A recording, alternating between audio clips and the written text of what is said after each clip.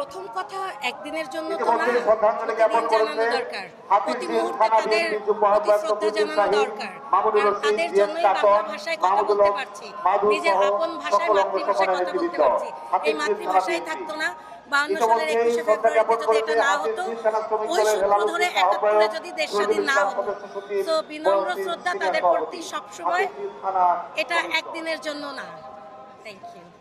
আচ্ছা, এই মুক্তিযুদ্ধ আগামী নতুন প্রজন্ম কিভাবে ধারণ করছে, কতটুকু ধারণ করতে পারছে বলে মনে করছেন আপনারা? বেসিক্যালি যাদের ধারণ করার কথা তারা ঠিকই ধারণ করছে।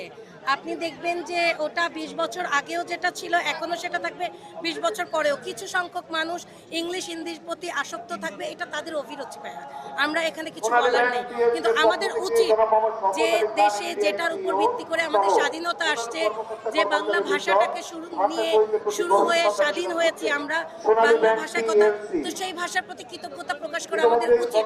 এবং যারা এটা এনেছে তাদের প্রতি আমাদের শ্রদ্ধা জানানো উচিত, কৃতজ্ঞ থাকা উচিত।